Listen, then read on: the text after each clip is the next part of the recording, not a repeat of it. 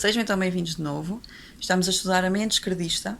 Estamos no capítulo 3, que se chama Dependência e Competência na Vida em Comunidade. Este é um capítulo muito rico, onde vamos tratar destes dois elementos, a dependência e a competência, que são uma espécie de opostos, não é? Embora haja uma linha de ligação entre eles, como se fosse a linha da construção do ser humano, não é? Então ele começa este capítulo, começa a primeira parte do capítulo, que se chama A Resolução do Desamparo, e a primeira frase que ele diz é: todos os seres humanos começam a vida num estado de completo desamparo, que é bem real, não é? Ou seja, todos nós começamos a vida num estado de completa dependência. Então, o amadurecimento do indivíduo é, no fundo, essa resolução desse desamparo, não é? Passa por ir desde a total dependência à competência. É nesse processo em que ele se torna um adulto confiante, autoconfiante, autónomo e responsável, e é assim que ele se faz competente. E é importante ter isto em mente porque esta é a base deste livro, esta é a base da natureza humana que serve de fundamento a esse conceito de uma sociedade livre e ordenada. Então, ao longo de todo o livro, nós vamos sempre bater nesta tecla, que a pessoa deve tornar-se um adulto competente. E ao longo do discurso, ele vai explicando o que é que isso é. Quando o indivíduo desenvolve o seu caráter a esse ponto, não é, em que ele é competente, ele torna-se uma pessoa que não é facilmente manipulável. Ele tem uma consciência, não é? Ele tem a consciência aguçada. E não só isso, ele é capaz de resolver os seus próprios problemas e de ajudar os outros. Só que as sociedades fundamentadas em princípios coletivistas, ou seja, onde o indivíduo não tem um valor intrínseco, o valor dele é em função da sua participação num grupo, num determinado grupo, não é? Então, quando as sociedades são fundamentadas no coletivismo, elas só se mantêm, ou esse sistema de poder que dá abrigo a essa sociedade, só se mantém quando as pessoas são dependentes do governo, não é? Dependentes do sistema. E aqui, quando nós falamos em pessoas dependentes, não podemos pensar só nos pobres que recebem subsídios, não é? Também temos que pensar nos ricos que têm a sua subsistência e o seu enriquecimento ancorados no próprio sistema. Então essas pessoas, esses ricos, não é? Essas pessoas que estão bem na vida e que não se veriam como pessoas dependentes ou submissas, essas pessoas também são facilmente manipuláveis por causa da tendência de autoperpetuação do poder. E o que é isto? Se a pessoa ganha com a manutenção de um sistema que é podre, né? Mas que ela lhe dá subsistência, ela torna-se escrava do esforço de manter esse sistema. E daí é que eu digo que ela também é dependente do sistema. Então, nesse tipo de sociedade coletivista tem de haver um grau considerável de dependência e de submissão das pessoas em relação ao governo. Por outro lado, a sociedade que é fundamentada em princípios individualistas, e aqui este é um palavrão, não é? Porque é uma palavra que ganha um sentido muito pejorativo. Aqui, por individualista, deve-se entender em contraponto ao coletivismo. Portanto, se no coletivismo a pessoa só tinha valor quando pertencia ao grupo, no individualismo a pessoa tem um valor intrínseco. Não é? A vida humana tem valor intrínseco. Não é um individualismo sinónimo de egoísta. É no sentido de reconhecer o princípio de que o indivíduo é o valor mais básico da sociedade. Ou seja, é a pessoa e não o grupo. Porque quando existe mal, por exemplo, o mal só é experienciado, não é? A dor só é experienciada pelos indivíduos. E é daí que surge a moralidade. Um grupo não sente. Um grupo não tem capacidade de interpretar as coisas, né? Não percepciona, não sofre. Mas os indivíduos sim. E daí é que vem o fundamento individualista, não é? Na própria natureza da realidade. Então, continuando o que eu estava a dizer, numa sociedade fundamentada nesse princípio individualista, é expectável que uma pessoa cresça, né? e se desenvolva até a um nível de uma autoconfiança, de uma autonomia e da responsabilidade moral. E isso é que é a competência. Nessa sociedade, as pessoas, diz o autor, e eu concordo, as pessoas são naturalmente inclinadas a valorizar a liberdade individual, os direitos de propriedade, a liberdade de associação, a expressão, a religião, etc. E especialmente valorizam a regulamentação da força e do poder, ou seja, elas preferem naturalmente um governo limitado, um governo que possa ser limitado, para que ninguém possa abusar do poder e aí sim a sociedade seja verdadeiramente embasada num sentido de uma igualdade possível. Então, concluindo esta primeira parte, uma sociedade coletivista, que é normalmente mais à esquerda, vai tendencialmente sabotar esse processo de resolução do desamparo. Porquê? Porque precisa que as pessoas sejam dependentes e não competentes. Então ela vai fomentar a dependência, enquanto que uma sociedade de princípios individualistas vai fazer precisamente o contrário, que é estimular as pessoas a amadurecerem. De seguida ele avança para o segundo subcapítulo, que se chama As restrições da consciência. Então aqui ele basicamente define o que é um adulto competente. Então o adulto competente adquiriu várias características: padrões altos de comportamento ético e moral, as capacidades autorregulatórias de uma consciência forte, capacidades instrumentais para trabalhar e se relacionar, e a habilidade para produzir e cooperar voluntariamente numa comunidade porque deseja e não porque é forçado por uma autoridade governamental. Ok. Nós podemos aqui dizer que a pessoa não chega a tornar-se competente se não aspirar a ter um autodomínio, que, como é óbvio, tem que ser fundamentado num referencial ético e moral. E o que importa aqui guardar é que, para que a tal infraestrutura da sociedade, se vocês se lembram, nós falamos disso no primeiro vídeo, a infraestrutura da sociedade são os comportamentos, os costumes, as regras estabelecidas, para que essa infraestrutura seja realmente uma base de ordem e liberdade, como se pretende, né? Os indivíduos têm que amadurecer a esse ponto da competência e do autodomínio. E essa infraestrutura, ela é construída assim numa espécie de feedback, não é? As pessoas dão e recebem dela ao mesmo tempo. E ela deve servir também para mitigar ou ajudar as pessoas a inibir os impulsos antissociais e os impulsos que contrariam essa ordem, né?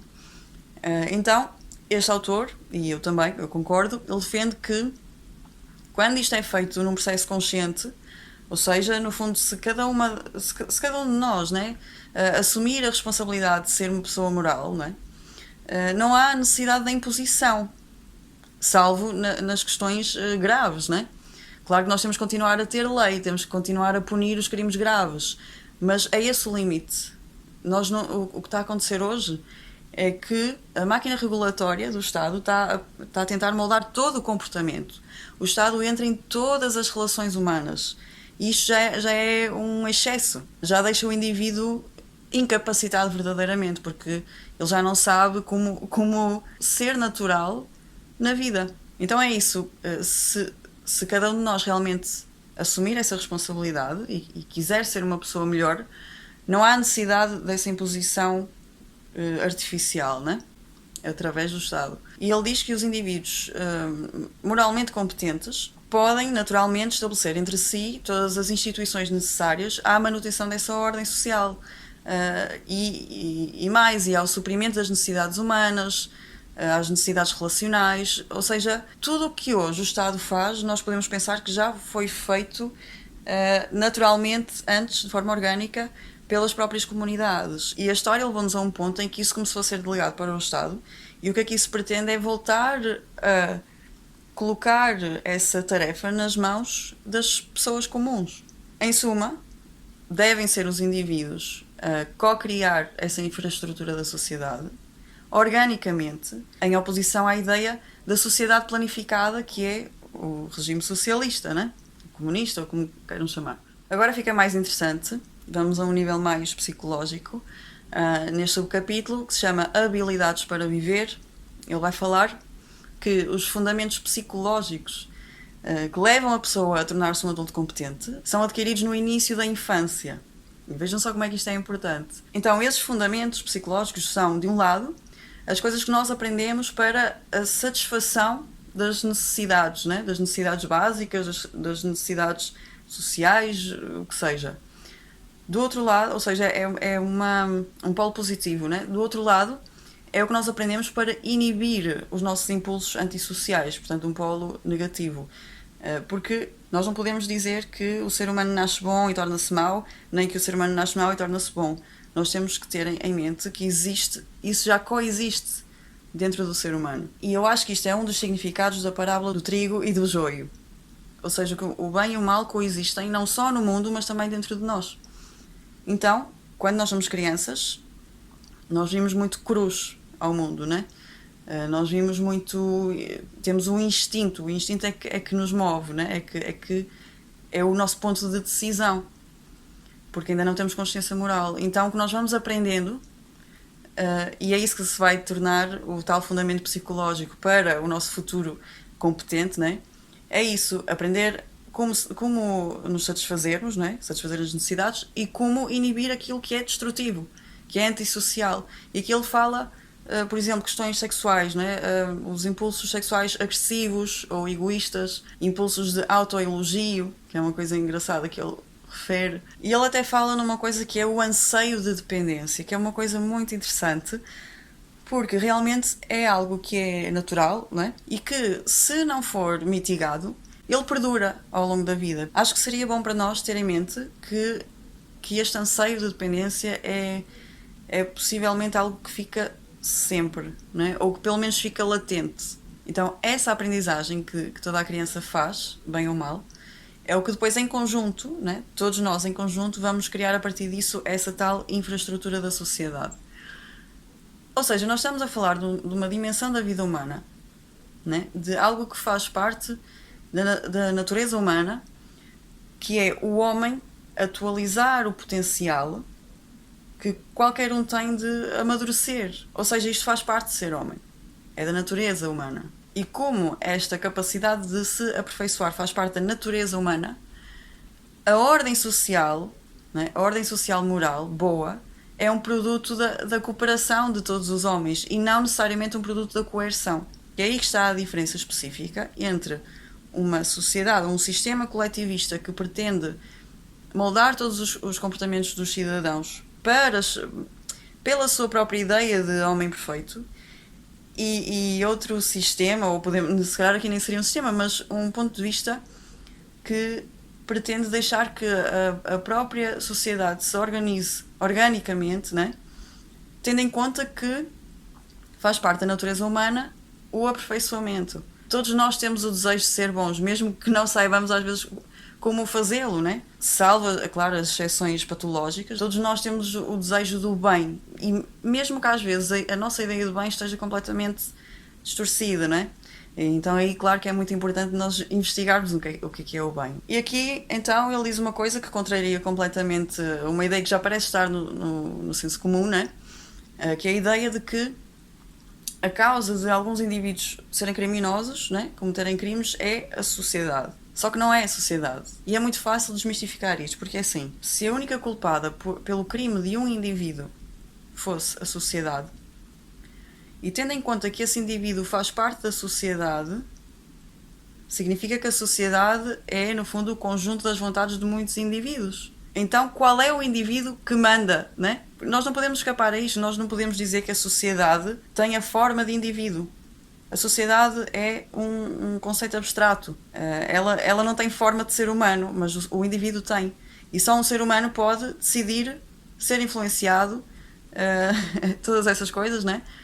Só o ser humano, o indivíduo pode. Então, se assumíssemos que a responsabilidade ou a culpa do crime de um indivíduo é a sociedade, temos que perguntar de onde vem essa ordem. Quando um indivíduo comete um crime, ele pode ter 1 milhão de motivos, né, de motivações, mas a decisão é sempre dele. Mesmo que ela seja totalmente distorcida, inconsciente, mesmo que ele até se justifique, né, mesmo que ele até diga que comete o crime porque a sociedade é opressora ou porque foi obrigado, né? Há um monte de justificações que nós podemos dar para os nossos pecados, né?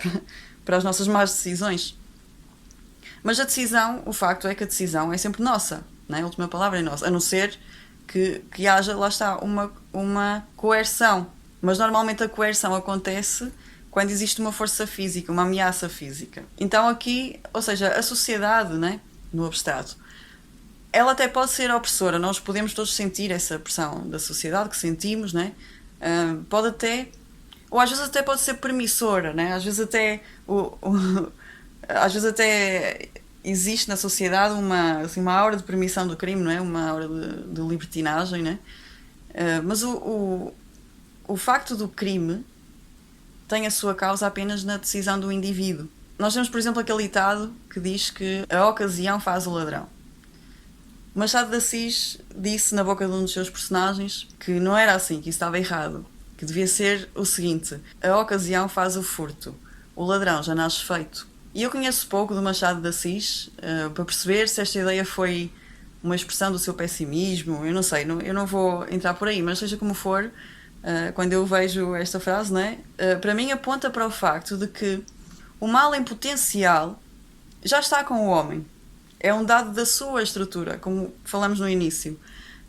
A ocasião é o que lhe vai dar a oportunidade de atuar, né? Ou de escolher qual é o potencial que ele quer atuar. Então, o subcapítulo seguinte também é muito interessante, que eu acho que vai ajudar a desmistificar certos conceitos. Aliás, eu acho que todo este livro ajuda a fazer isso, mas continuando.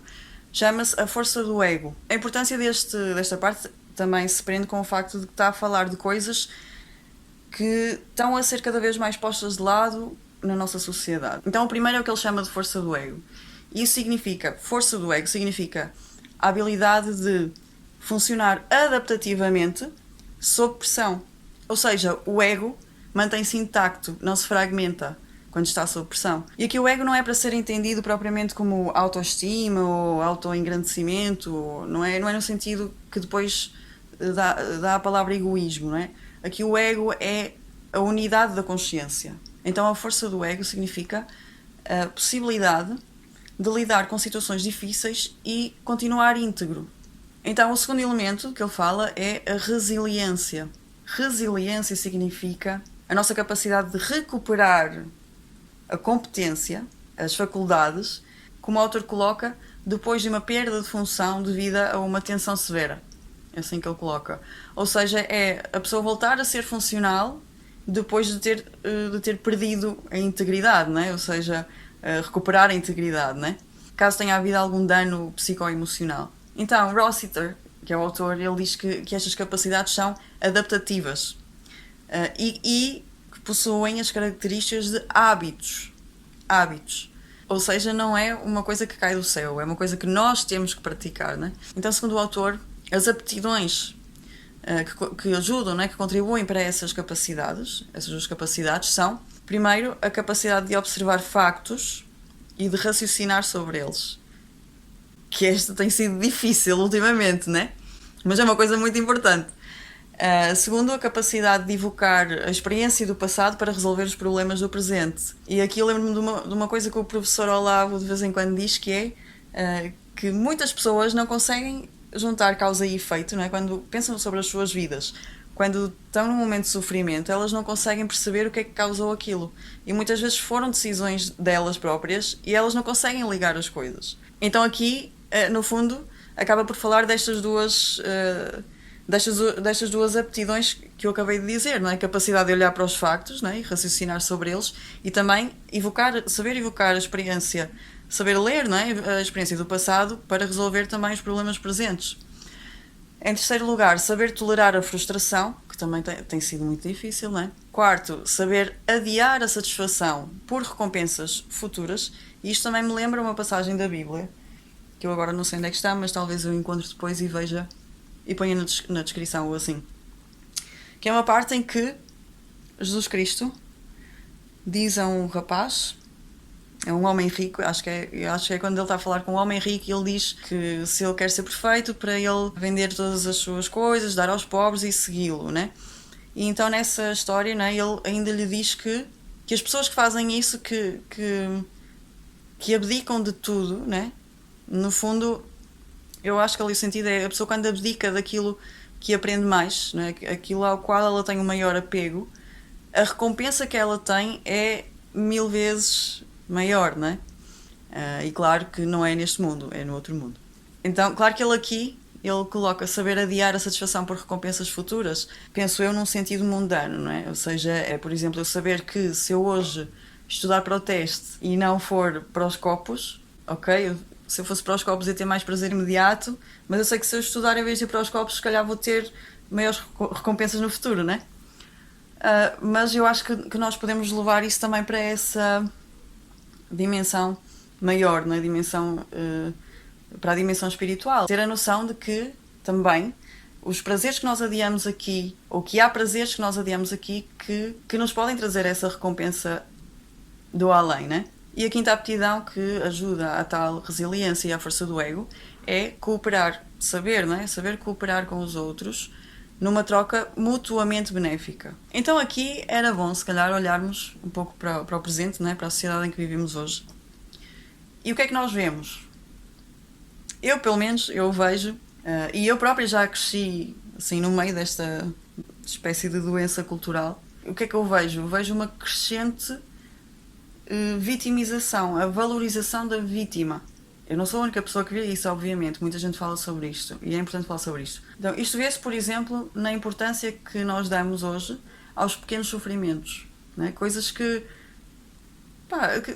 sei lá, que sempre fizeram parte da vida humana, sempre foram coisas assim de segundo plano, não é? Coisas pequenas, né? E nós hoje colocámos-las num patamar de importância e acabamos por fazer aquilo que se chama uma tempestade num copo d'água.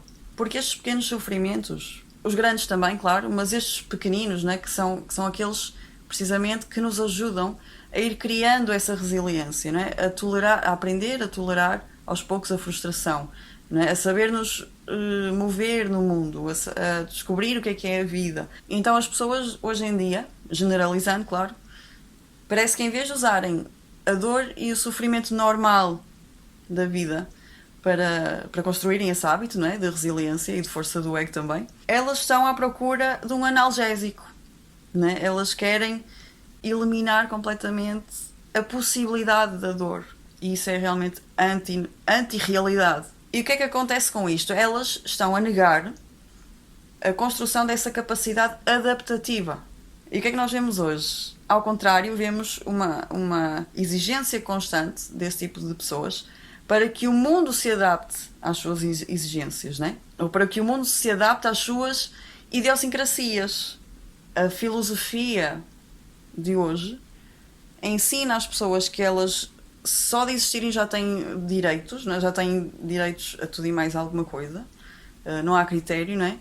E não têm nenhum dever, até para consigo mesmas, de crescerem, de serem melhores. Então, concluindo, estamos a falar da força do ego e da resiliência. Estas habilidades fazem parte do caráter, né? E vou acabar este subcapítulo lendo o que é que ele diz sobre o caráter. Pessoas com um bom caráter tipicamente mantêm promessas e honram contratos, respeitam a soberania de outras pessoas e seu direito de propriedade e, tanto quanto seja possível, assumem a responsabilidade por si mesmas ao prover para as suas próprias necessidades e para as daqueles com quem assumiram alguma obrigação voluntária.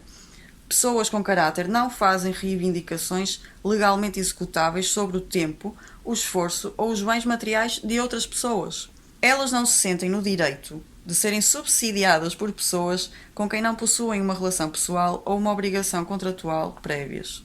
O último subcapítulo, que se chama Consciência no Indivíduo e na Sociedade. Então ele diz que uma sociedade livre funcionará racionalmente na maioria das vezes quando as disposições da força do ego, da resiliência e do bom caráter forem típicas dos seus membros, que foi algo que também dissemos mais no início. E reparem, nós não estamos aqui a falar de uma sociedade magnificamente evoluída, em que as pessoas são perfeitas, não é? O autor diz que não é necessário um alto nível de desenvolvimento da personalidade, não é?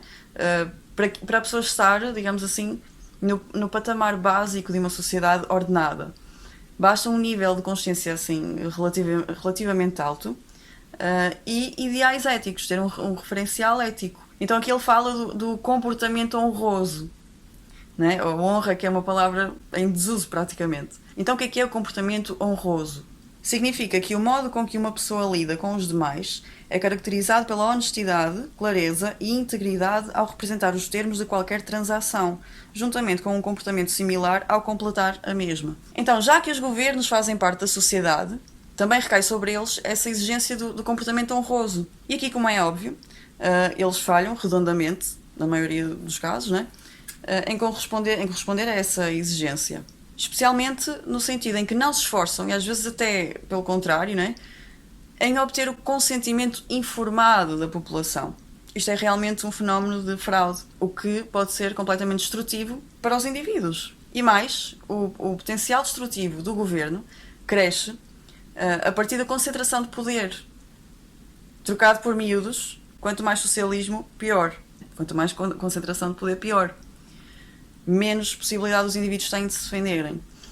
Então aqui o problema é que o poder, como eu falei antes, quando o poder se instala ele tende invariavelmente a propagar-se e a fortalecer-se, né? A querer manter-se. E isso está muito bem documentado no livro que se chama O Poder, a Sua Natureza e a História do Seu Crescimento. Eu acho que é assim, que é do Bertrand de Jouvenel. Então, isto acontece, quer este poder seja instalado por um ato democrático, não é? Pela via democrática, ou por um ato autoritário ou revolucionário. E a justificativa mais eficaz, né, para que isso ocorra sem oposição, sabem qual é? O bem comum, claro, né? E é por isso que o poder do governo deve sim ser limitado e continuamente revisto. E pronto, meus amigos, era isto. Se gostaram, deixem o like, partilhem com os vossos amigos, inscrevam-se no canal e até à próxima.